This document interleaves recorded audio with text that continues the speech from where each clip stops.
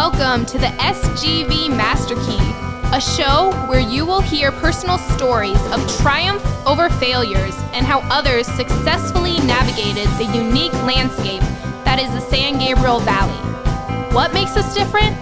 Well, just like you, we have chosen the San Gabriel Valley for our home or businesses or both. We believe it is the people and small businesses that make this community great, and we love to share their stories with you. We always encourage your questions and feedback, and you can find all of our contact information at sgvmasterkey.com. Here are the hosts for the show, Russell Mono and Scott Warmoth. All right, we're back with another episode of the SGV Master Key. Here we are in early October, and we're still going through the pandemic. Yeah, and the unfortunate thing is that it's affected different people, different businesses, different ways. It's not all been equal. Sure, and your business is open, but some businesses are really hard hit and really suffering. And it's we're following the rules. We're doing what our government tells us to do, but not everybody is being affected equally, and it's. To me, it's just been a really difficult time and a real shame, that we've had this different type of treatment or different type of, effect on different businesses. Sure. And one of the industries that have been hit really hard and is still shut down is gyms. And today we have a guest and gym owner and my friend Joseph Del Toro. Joseph, welcome to the show. Well, thank you for having me. So I said you're a gym owner, and tell us about your connection to the San Gabriel Valley. Wow. So that connection started back in 2004 when I transitioned over from LA Fitness to Equinox. And for the following 2 years, from 2004 to 2007, I rose through the ranks and I became what they call a tier 3 trainer, which is, I guess, it's a master trainer, I guess you can say. And my client at the time, he's still my client when he's in town. He was working for a nonprofit at-risk youth charter schools. Mm-hmm. And they were looking for a fitness program to run for their students because the state was really needing more structure to the program for fitness for these kids, these at-risk youth kids. And so he had asked me if I'd be interested and to run a pilot at one of their centers in Monrovia. And I said, okay, well, why not? I'll give it a shot.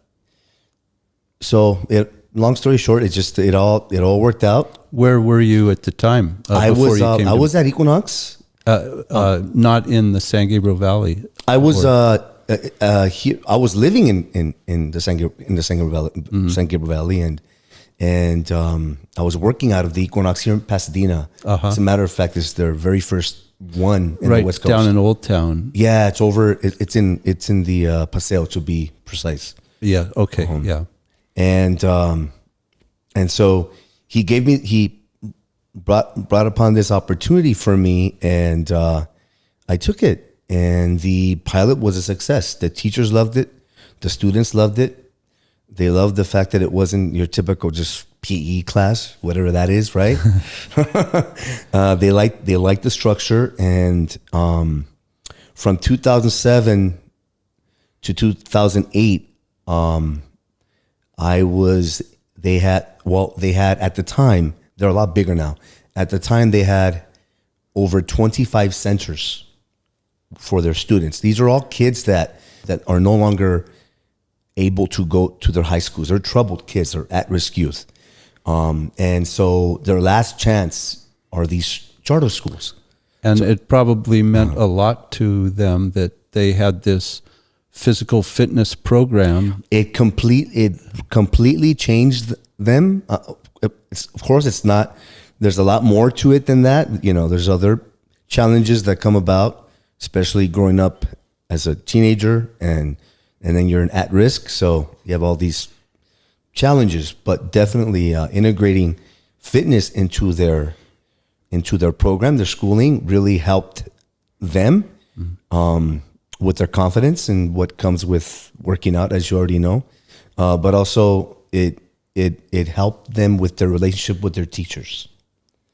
And, so were you at one specific location? You were at the center? Yes. Was this in Monrovia? Yeah, that was one center, and they're small. They're usually located in a strip mall. It's a small little building. They probably have no more than 50 kids.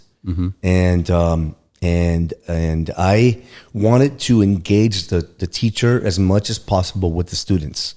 So that way it's like a team building event, right? And I figured if I do that, then maybe it will encourage the kids to come to their class.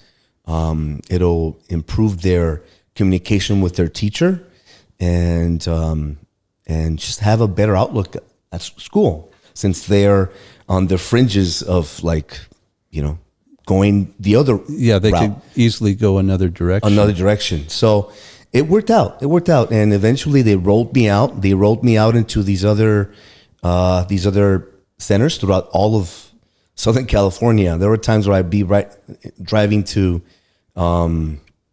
Lancaster, and then I'd be in over in the OC over in I forgot where it's at, over by Newport. But anyway, I hired trainers as independent contractors to help me. So I had 2 trainers per center, and at one point I had up to 30 trainers. So your background was as a trainer. Yes. You were a top level trainer. But this seems to have an element of social service, as well. Yes. Did you have another kind of background that served you in that? No, what helped me in this situation was that I can relate to those kids, because I was one of them. You were an at-risk. But there was no at-risk program. Is that right? We had what's called the Boys Club, and it was the Boys Club for me, and it was football, which is what was my escape from those troubles, right? So I was able to relate with these kids, so that made it a lot easier for me to be able to communicate with them. It was genuine. It was very authentic. genuine. Yes, correct. Yeah. Yep. And they can sense that you understand. Oh yeah, yes, For sure. 100%. Yes. Well, go ahead. I'm sorry. Well, just want to go back then in time. Where did you grow up? I grew up in a neighborhood not too far from here, Lincoln Heights. Okay. It's you have part of the city of LA, isn't it? It's literally like maybe 5 miles from here. It's next to El Sereno, Highland Park. It even, depending on where you're at, it'll merge with South Pasadena. So it's like so close to here. But it was a neighborhood that was it a gang related neighborhood? Definitely. Yes, it was. There was plenty of that. Yeah. How did your family come to be there, Joe? We immigrated from Mexico back in 1976. How old were you? I was about 6 months. I was a baby. Okay. I'm the youngest of 6. Okay. The oldest, Maria, who works with us. You've probably seen my sister Maria.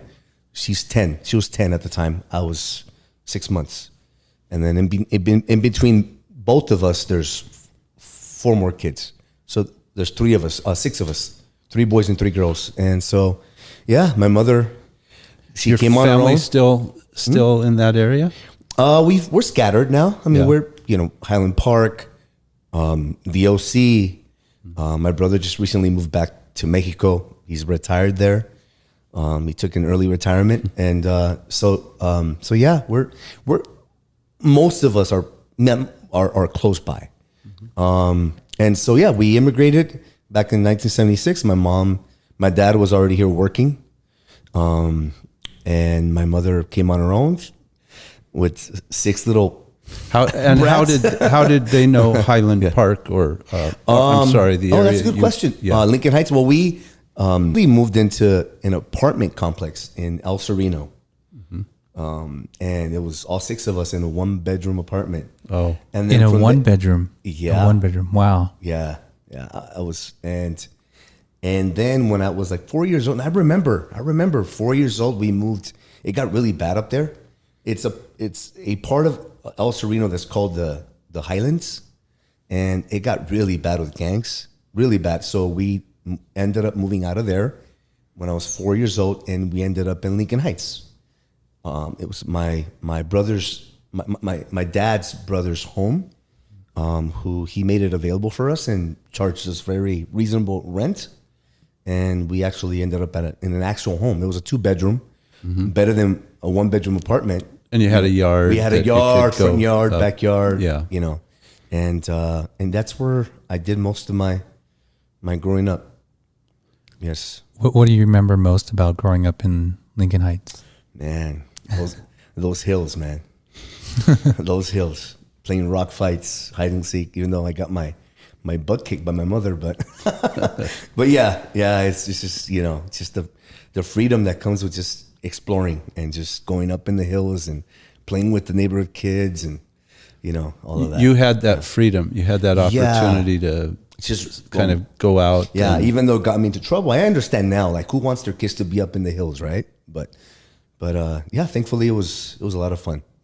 Was your family all together at that time? Still? Yeah, we were. Yeah, my father. Yes, my father. We were all together, and not until my mother got sick, then things changed.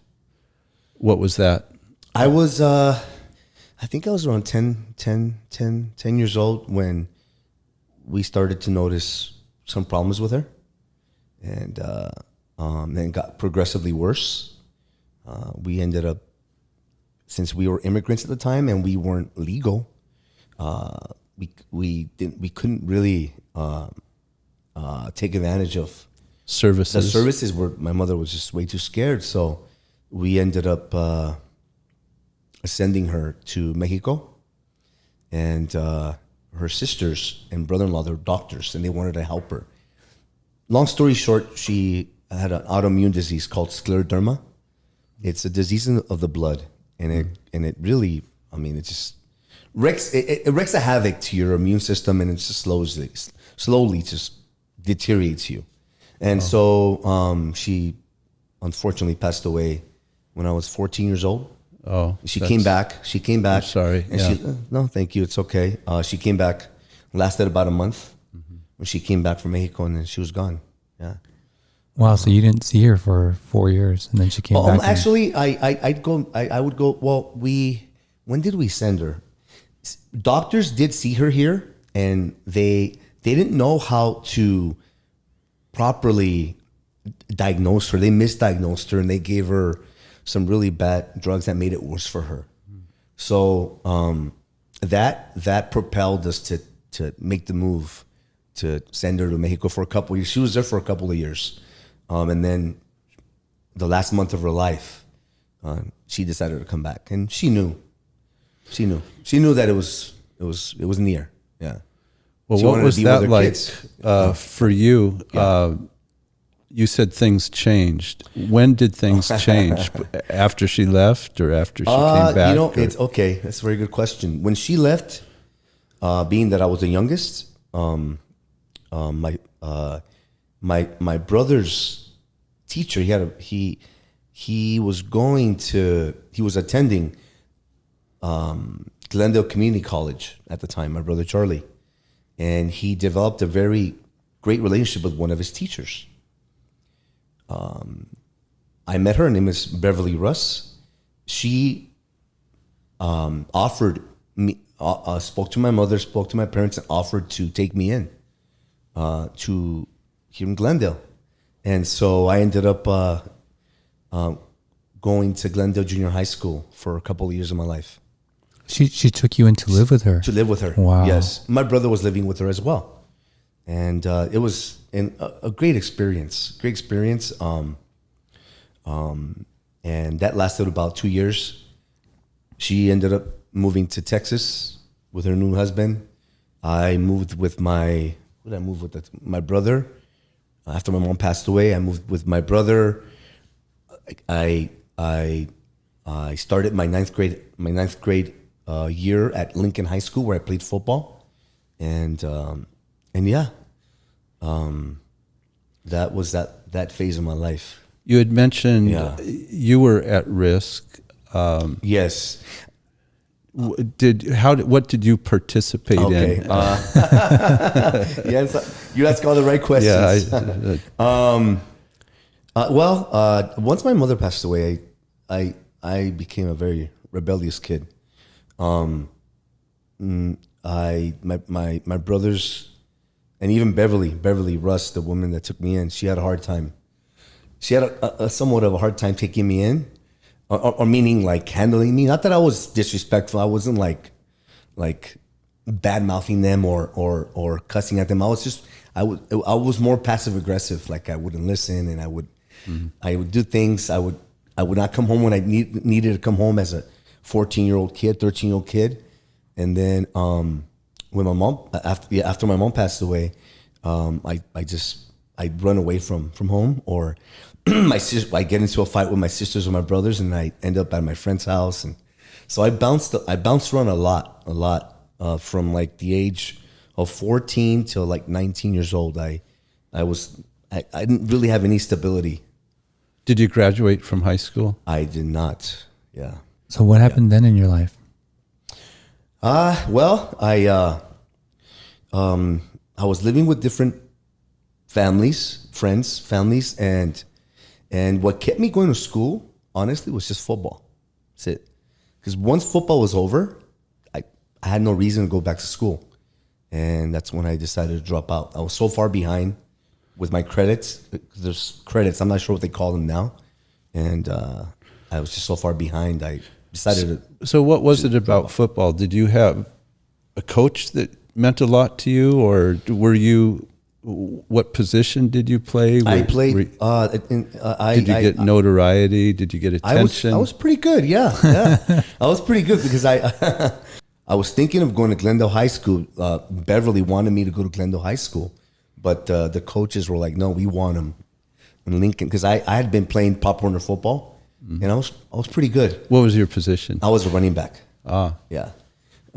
And I played both ways, running back, and I was a defense, a safety. Mm-hmm. And I was pretty good. I mean, not college level, but for high school, I was good enough. And so I had been playing football most of my life. I started at the age of 5 years old, and my older brother, got me into it, and that's what kept me going to high school. But once that was over, I just abandoned high school altogether. Did you get involved with gangs? No, thankfully, no. I couldn't stand them. How did you avoid that growing up in Lincoln Heights? The fights, man. Fights? Yeah. Wow.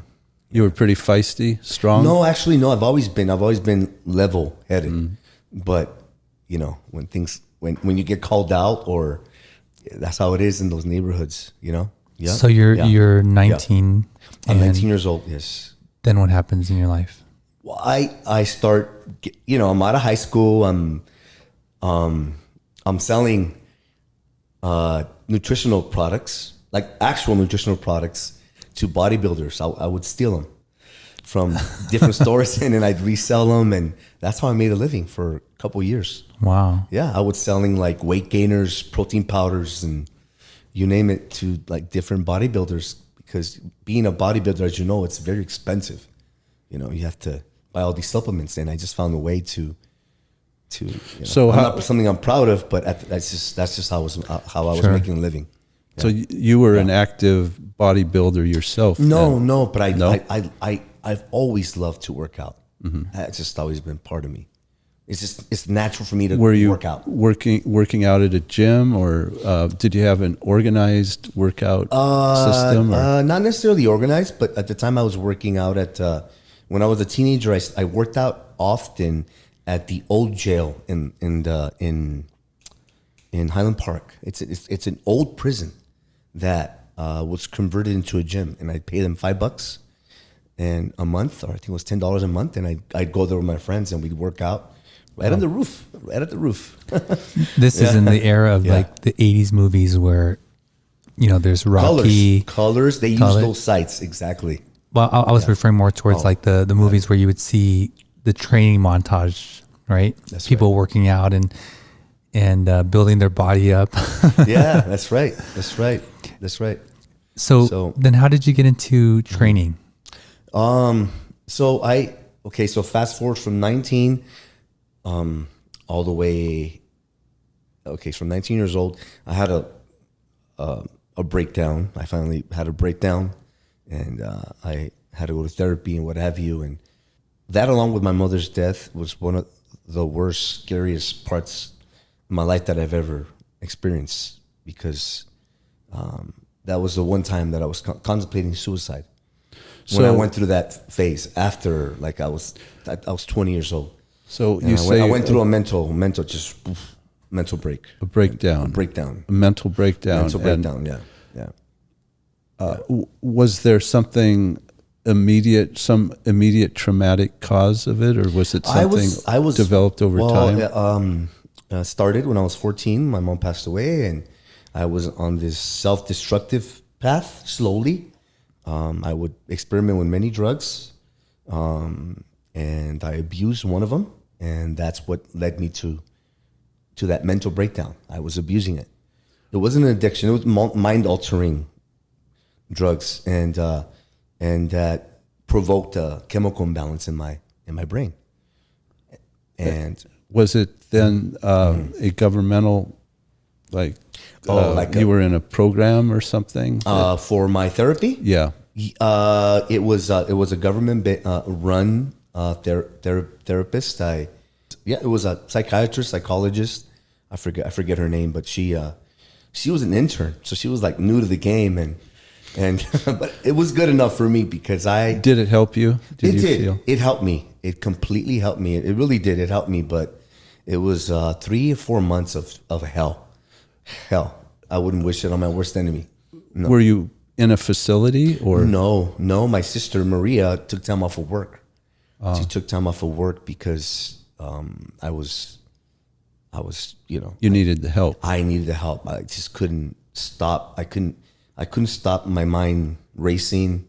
I just felt like I wanted just to jump off a freaking building, anywhere, because I couldn't sleep. I couldn't relax. I was smoking maybe, and I never smoked. I was smoking maybe about a pack a day.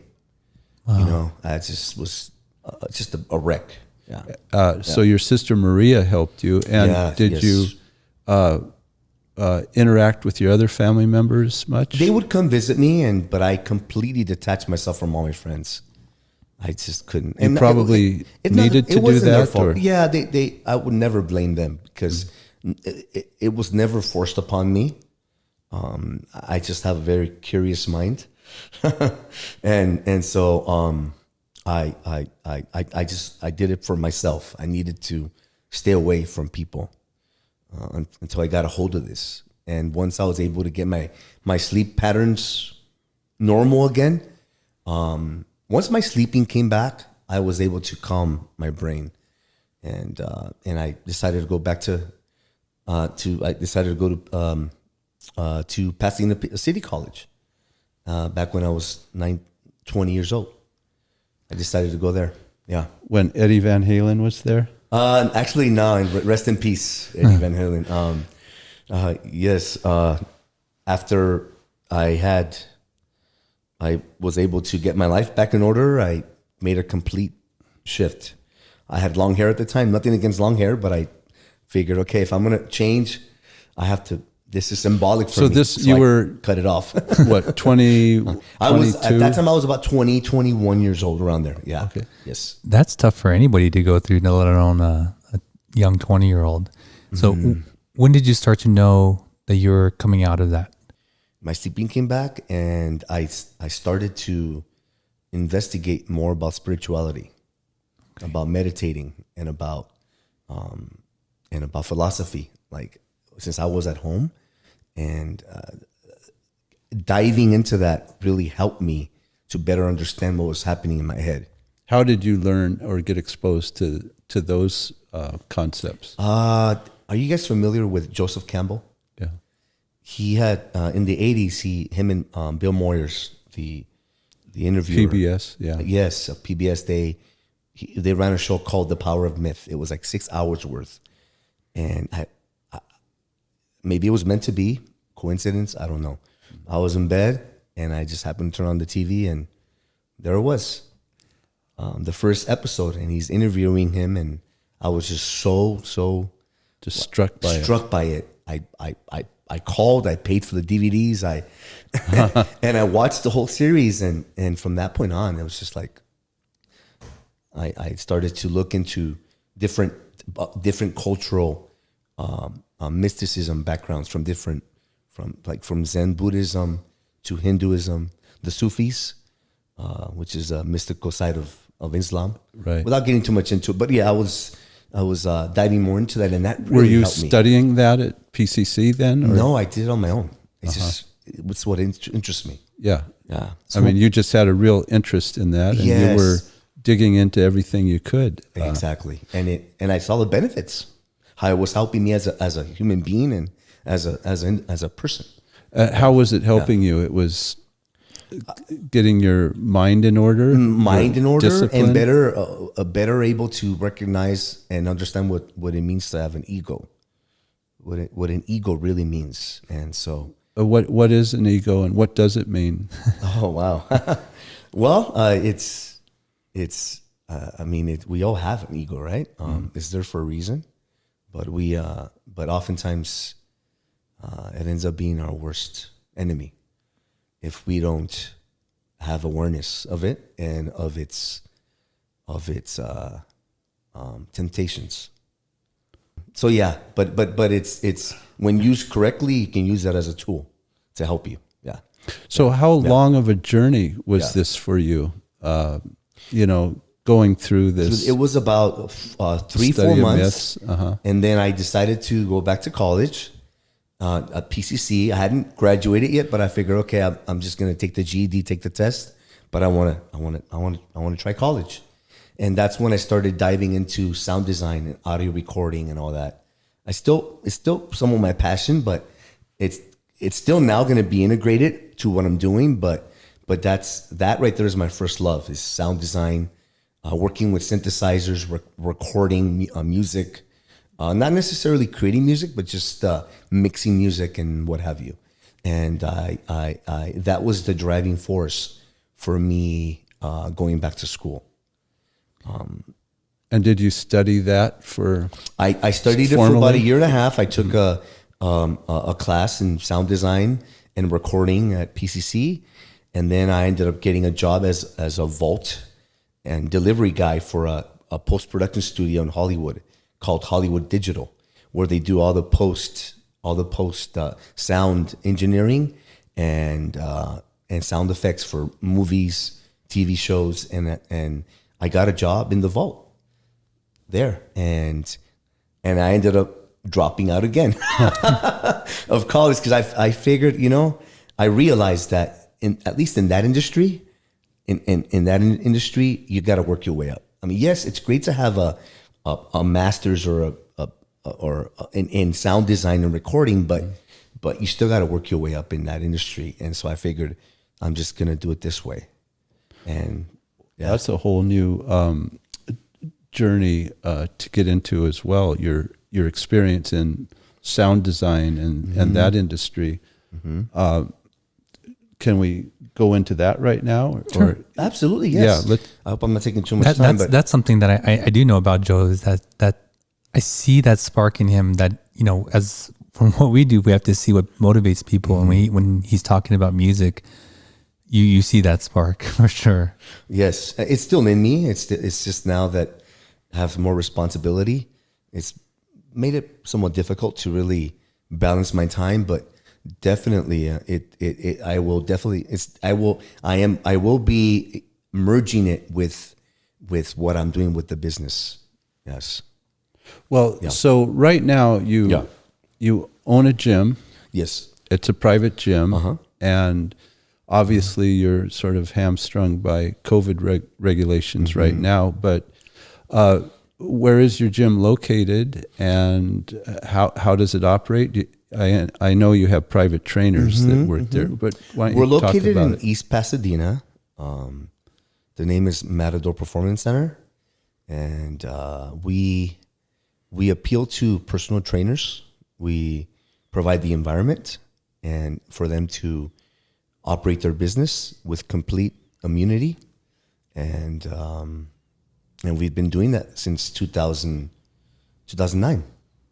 So you provide the facilities, you have the physical space, and then private trainers come in with their clients. Yes. And use the facilities. Use the facility. Yes. We also market for the trainers as well too. Okay. So then going back Yeah. to sound design. Yes. And your hope is to mix that with what you're doing now.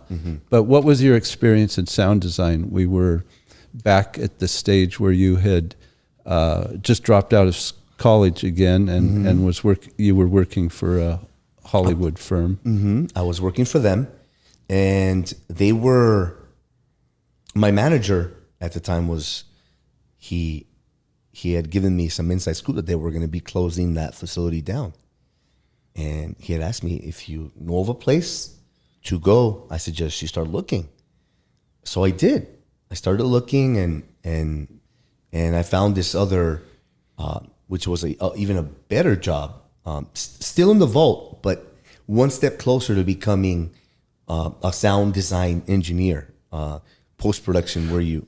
Excuse me, what do you mean when you say in the vault? The vault is where they have all the, like, the tapes, the recordings for a session. Like if you need like a sound effect, or if you're working on a show and you need a certain episode, it's where they have all the tapes. Okay. For whether it be a movie, After Effects, sound effects, music, you name it.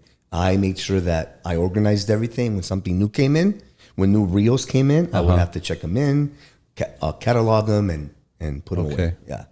And so I ended up interviewing for that job. I forgot the name of the actual studio, but it was in Burbank, over by the NBC studios, and I got the job, and it was amazing, because I was literally sitting in. I was in the vault, but the sound engineers would allow me to sit in their huge, like, recording studios while they're mixing a movie and all the sound effects, and I just was like, okay, this is for me right here. Yeah. So yeah, I got the job there, and I lasted for about 6 months, but then I got fired. I had an issue with one of the music supervisors, and so they built a case on me. Like, what they do. See, at the time I didn't. Now I understand, like, how those politics work, right? Yeah. But they were able to find something that constituted them firing me. Even now I know that it didn't really require. It would have just been a simple. It was manufactured. A simple write-up. Right. It wasn't necessarily manufactured. It was legitimate. It was legitimate. I wouldn't say it was legitimate why they for them to fire me, but it was legitimate for me to get disciplined, because I was showing up at 7:30, but clocking in as if I was there at 7. The only reason why I did that was because the guy I was taking the job over, he was doing it, and I had asked him, "Do you ever get in trouble?" He's like, "No, they just want you to make sure you have all the tapes ready to go, and don't worry about it." So. That's why you want to make sure you've got good trainers for trainers, not physical trainers, but when you go to work at a company, you want to have good training. Yes, but most importantly, like now I know it's like you have to make sure you cover all your base. Yeah. Because when somebody wants you out, they'll try to, like you say, either manufacture something or try to find something to get you out. Yeah. But did you ever make it into the sound design area? I was very disheartened once I got fired. It was a complete shock to me. I made a promise to myself that I was going to do it on my own. I was done with the industry. Is that when you started training people? Yeah. Then? Yes. As a matter of fact, I was a member at Ali Fitness in Alhambra, and this one trainer, her name is Gina.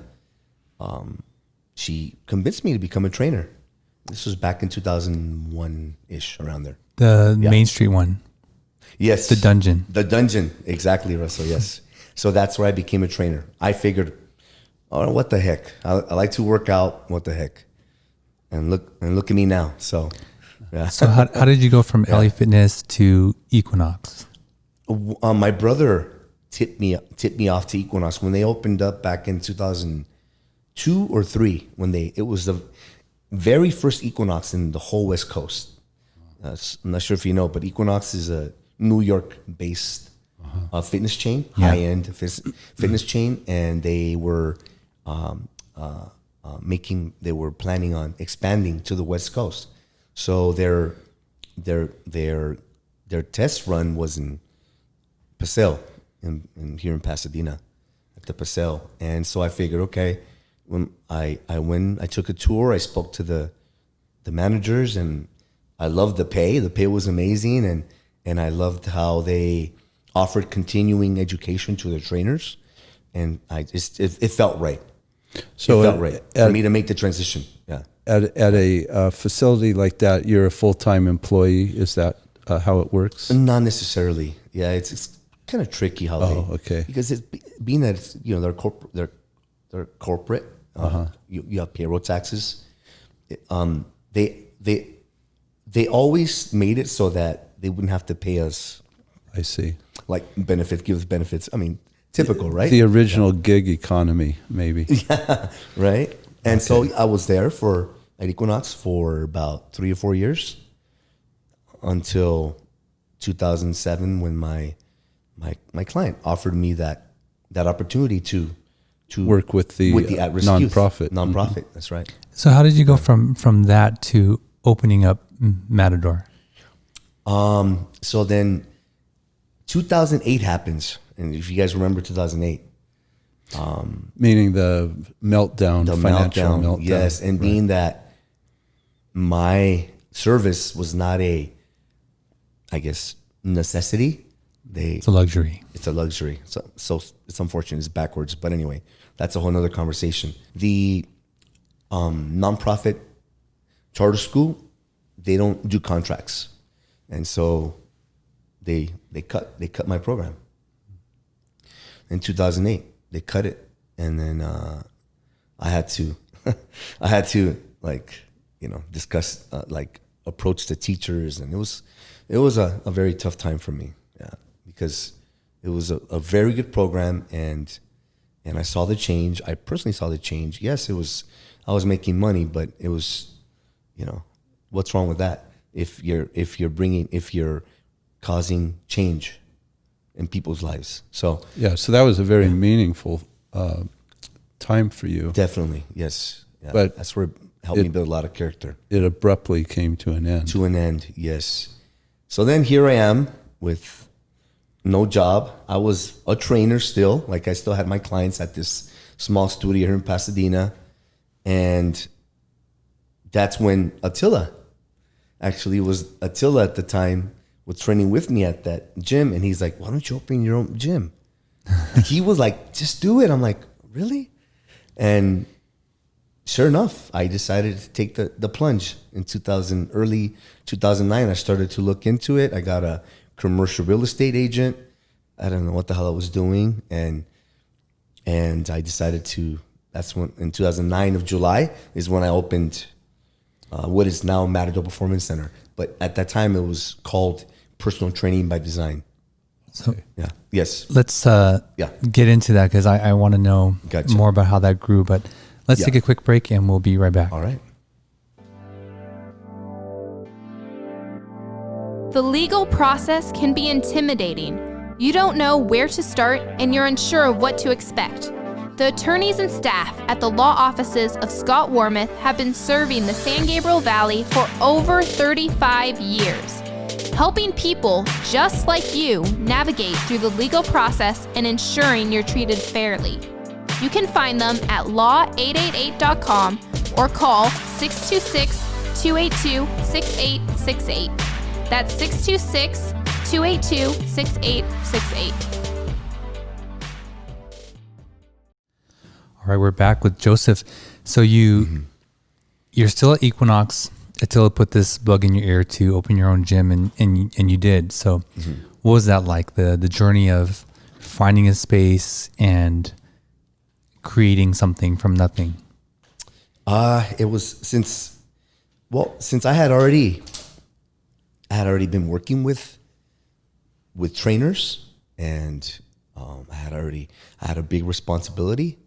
That established the platform for me and made this process a lot easier to opening a gym, because it was within roughly the same field, and I found a building where I'm at now, where the owner was very motivated. And So you've been in the same building since 2009. 2009, July, yes. So to paint the picture, Matador is now 20 something square. It's 14,000 square 14,000 square feet. feet. And when I first got there, it was 1/5, 1/6 of the It size. was 2,500 square feet. 2,500 square feet. Yeah.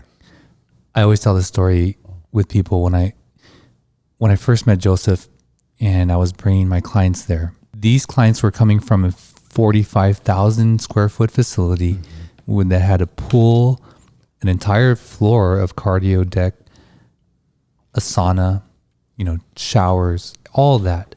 And I came to look at this space and I said, oh, I don't know if this is going to work.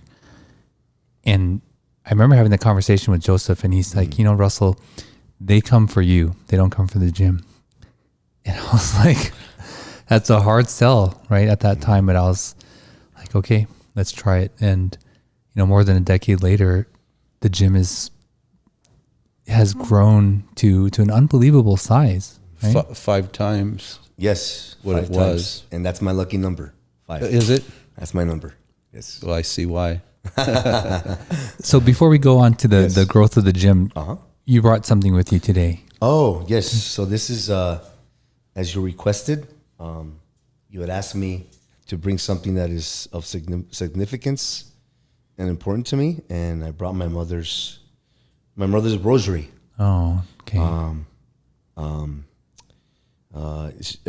It is very symbolic to me because she was a woman of faith. We're Catholics. I'm not a practicing Catholic, but it for her I can see how now as I'm older, I can see how it provided her strength, especially growing up as practically a single mother with 6 kids and as an immigrant. And it to me, it helps, it pulls me through whenever I have challenges. I have this rosary by my bedside, and I will resort to it when I really need the strength. Yeah. So you will go to that rosary that was your mother's, and in the same way that she would go to it. Not entirely. Well, she would pray. She would actually recite every pebble. You're right. And we would, as kids, we grudgingly would have to, for 15 minutes, she would be reciting the rosary, and we would have to be there with her. And now it's just like, as you're older, it's like, wow, you appreciate that now. You see the significance now. You see why she was doing it. And so this rosary has a lot of meaning to me, because of what it signifies: her sacrifice, her perseverance, her faith, and just her strength. And you were lucky enough to be the one of the 6 children that was able to receive this. I just took it. And you were the youngest of 6, right? I'm the youngest so, of 6. Yes. They're not gonna. They're gonna let the baby of the family have his way. They didn't put up a fight. No. And I've taken good care of it. So yeah. So yes, this is the one item, Russell. Nice. Yeah. Thank you for bringing that and sharing that story with us. So you opened Matador. I forget what it was called in the beginning, and it's 2,500 square feet, and you have some trainers that came with you from Equinox. Equinox, yes. And how was that journey starting that off? How was that for you? It was scary because, if you guys recall, 2009, it was like the beginning of the Great Recession, as they call it, right? I knew I was doing the right thing when I signed the dotted line, the lease, because a commercial lease is not like a home lease where you can walk away, it's going to hurt your credit, whatever. But with the commercial lease, you are personally responsible for that lease. For the first year, it was a very scary time because, so many businesses were going out of business. People were losing their jobs. You turn on the TV and it's like, it was just like, it felt like it was like the end of the world. And how was your sleep at that time? That's funny you mentioned that. I hadn't felt that like racy thoughts and anxiety. I hadn't felt that in quite some time. And so for the first time, I ended up seeing a psychologist, and I got Xanax. And she prescribed me some Xanax, and I took I took the pills a couple of times, but I figured, it's not for me. I just couldn't do it. I just didn't like how I felt. But anyway, I was able to pull through. More trainers started coming in. Russell was one of the first trainers that came in that were not part of the group that I had started with. Mm-hmm. And then 2000 came on board. More people started coming on board, and I started utilizing the internet better. It's from there. It's just when was your first growing. Expansion? So you're 5 times the size now. The first expansion was a couple months in. The owner, the studio area where Jason teaches his classes. Right. He really didn't have any use for it, the owner. And he was like, why don't you take it? I'll give it to you at a great deal. And within like the first 6 to 8 months, I took it. I just couldn't pass it up. And that was my first initial expansion. But one of my big expansions happened in 2012 when I went from 2,500 square feet to about 3,500 square feet, around there. No, it was more like 4,000. I'm sorry, I forget. But that was a big one. Yeah. Yeah. But you were just consistently growing steadily. Yes, I'm very now that I know and I guess I was lucky. I didn't choose that building because of the opportunities to expand. It's just worked out that way. So that's luck. I mean, I guess, or you make your own luck. Did you have a solid business plan going into it? Not really. I took it on the fly. I took it on the fly. I looked into like what it is to incorporate yourself, and I had people that mentored me. My client, Mike, was there to mentor me, and I had a client, and my other client Terry, who also recommended this amazing tax accountant, and who also counseled me through this whole process, how I should incorporate, and how I can use the tax benefits to my advantage. So you're a businessman. Yes. You're a trainer. Yes. Do you feel more one than the other, or how do you look at yourself? Now I look at myself more as a creative director, businessman, because I've always been more on the creative side. That's more my strength. But because of COVID, I've had to go spend more time training because, I need the money. So I need the money. Yes. There's a lot of private gyms in the area, in Pasadena especially, and they're not all successful. And I think what makes Matador so successful is really Joseph's ability to manage the place and manage the people. You hear stories of other trainers coming from gyms, and maybe they have newer equipment or more equipment, or it doesn't really matter, right? If you don't have a space where you can do your work, it's impossible really. And what I've experienced with Joseph is that he has the ability to manage all these egos really, right? Because there's a ton of people. And over the years, he's done that successfully. And I really think that that's the strength that keeps his business so alive and people wanting to train there. You hit the nail on the dot. Yes, definitely. It's the people business. Right. Yes. Yes. It's the people business. The people business. And definitely. you've had a lifetime of experiences, and you've learned to deal with people, and that's probably been a big part of your success then. 100%. Yes. Without naming names, he's had to kick out a few people over the years. Oh yeah, there's and like any business venture, right?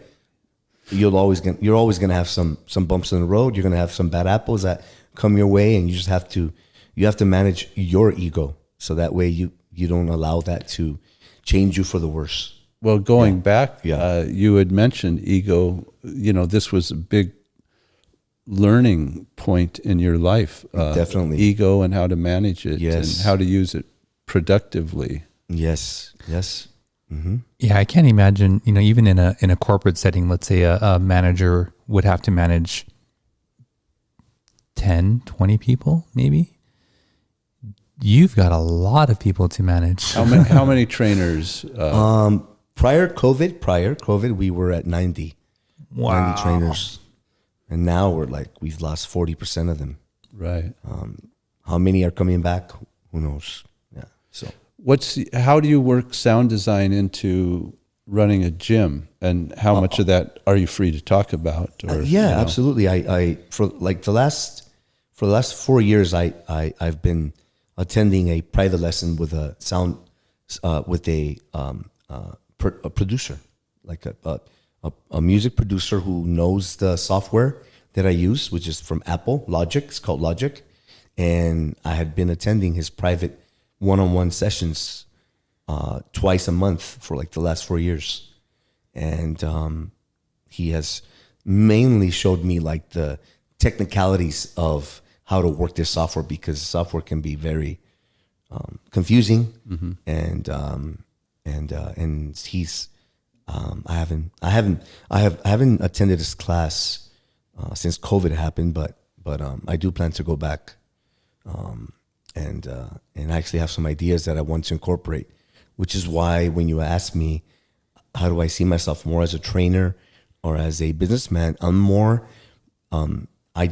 my plan is to stop training completely and just focus more on the business and creative side of Matador, meaning using Instagram, really updating our page on Instagram and making it more appealing, so we can creatively, with creative content, be it music, video, exercise, workouts, all of that. That's where I see myself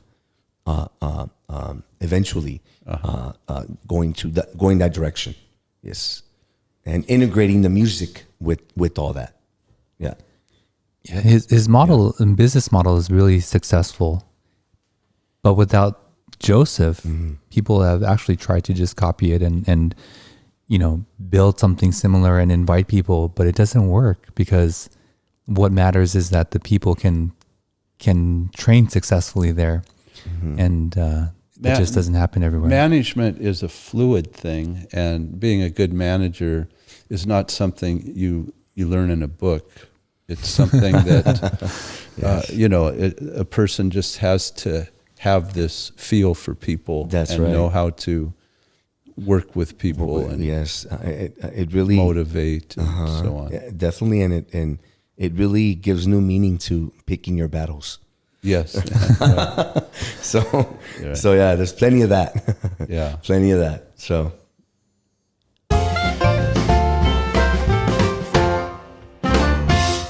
So Joseph, we have what we call the SGV3. Okay. We like to talk with our guest about what are 3 places in the San Gabriel Valley that are meaningful to you. Places you've been, or things you've experienced in these places. But places that have some, meaning to you. Meaning to me? Yeah. Well, to start, the Rose Bowl Loop. I live right up, about a mile away from you up here by the Rose Bowl, and I can walk it there. And oftentimes, I on the weekend especially, I'll take my dog, and we'll go to the Rose Bowl Loop and just. So walk do you around the Rose go? Which way do you start, and which way do you walk? Because I did the Rose Bowl Loop for probably 25 years. Oh wow! Okay. Yeah, I was always seemingly going against traffic. I think I was too. I never followed the. That's right. I just go. Because I would enter through the east side of the loop. So not on the Linda Vista side, on the other side, and right, so from there I start the loop from there. Yeah. Yeah. Yes. Yeah. And so it's funny you say that. That's one of my all-time favorite places as well. It really is. I like Yeah. it. It's tranquil. It's very, you're around all the trees. I really enjoy it. Yeah. It's wonderful until all the bicyclists come That's in right. their waves. And, That's right. But Yes. Yes. I shouldn't say that. We'd like to have a bicyclist on the show some point. So maybe. So the second location, second thing I love about the San Gabriel Valley is the dog park in East Pasadena on Orange Grove. There's a dog park. I forget the park's name, so I apologize. And it's a dog park, and they have a small dog section and a larger dog section, and I like to go there and just take my dog, and we just, I'll play fetch with her. She'll play with other smaller dogs, and those are good times for me. So share with the audience the story of how you got your dog. Lola, oh my God. Well, it was she's what? She's gonna be 9. She will be 9 years old in February. About roughly 9 years ago, my girlfriend at the time and we were at this Mexican seafood place in East LA, and that we would go to every Sunday, and on one Sunday around late afternoon, we're there, and my girlfriend sees a small little dog, just following random people. Now, that location is a very busy intersection with cars. I mean, everywhere. It's a very busy part of East LA. And I remember her saying, "Oh, that little dog, it's going to get run over." And so I didn't make much of it. And we just were like, okay. She made her comment. We started eating. I got into my car, and as I was backing up, my car has the camera. I saw the dog passes right by the rear of my car, and I stopped.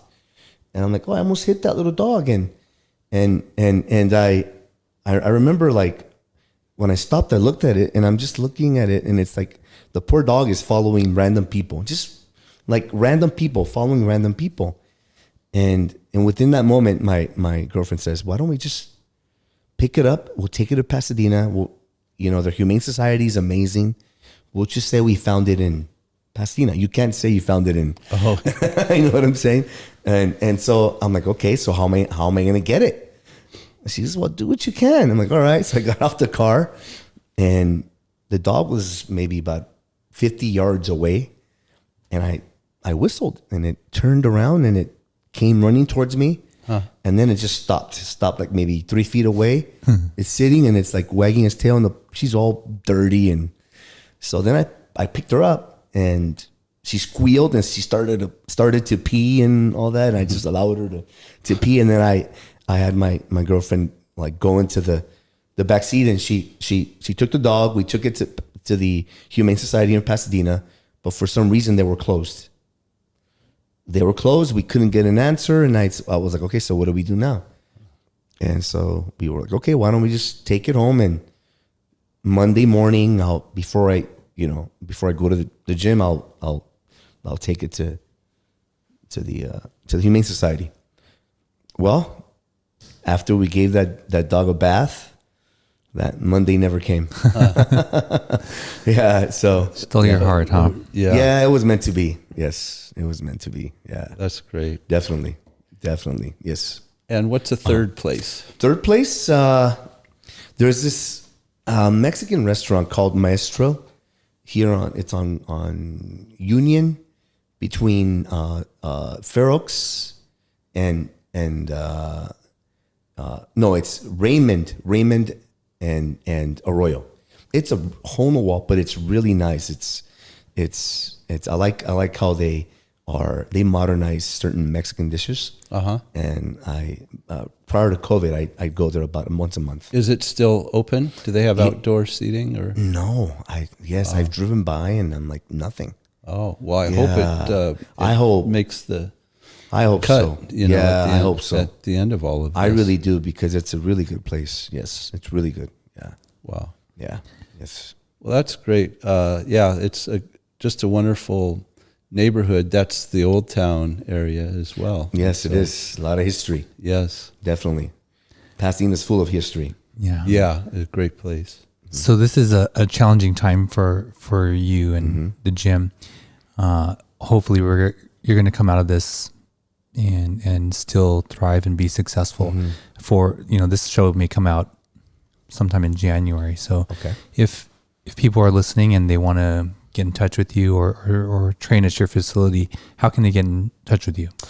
They can either go to our website at matadorperformance.com, or they can call our landline. We even though we are closed, we always check our voicemail, so they can call us at 626-304-9200.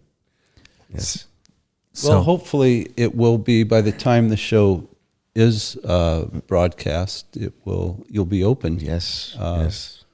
Whether hopefully. limited or otherwise. But yeah. Well, thank you for being a guest. Thank you for having me. This was quite an experience. Special show. And Yes. this is our 10th show. We're celebrating our own little anniversary today. Nice. Not an anniversary, but it is A milestone. a milestone. Yeah, thank you. Yeah. You should be doing this job, not me. But yeah, it's our 10th show, and it really means a lot to both Russell and myself. We put a lot of care and concern into it. It's a show where, we have guests that we feel are very meaningful, have very meaningful stories. And we really are highlighting the San Gabriel Valley, and we really appreciate the listeners that we have. It grows with every show, and every guest that we have, brings their own, group of followers. And our listeners, I hope, can see the genuineness and the authenticity that we feel as we interview people and try to learn their story. Yeah.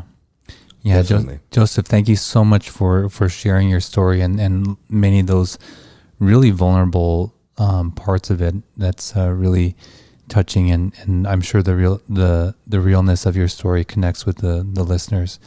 Yes. For those listening who have joined us from the beginning, thank you so much for being here with us and sharing and listening to these stories. And we can't wait to bring you the next one. Absolutely. So, well, thank you, Russell, Joseph. And thank you, Scott. Yes, thank you. Yes, I look forward to doing it again. Yes, thank you. Thanks for checking out another episode of the SGV Master Key. You can find the full back catalog of the SGV Master Key at sgvmasterkey.com and wherever you get your podcasts. This show was produced and edited by Russell Mono and Victoria Allers of Kind Monster Productions. Thanks again for listening or watching. We'll see you again real soon in the next episode. Nice mother. No, kind mother.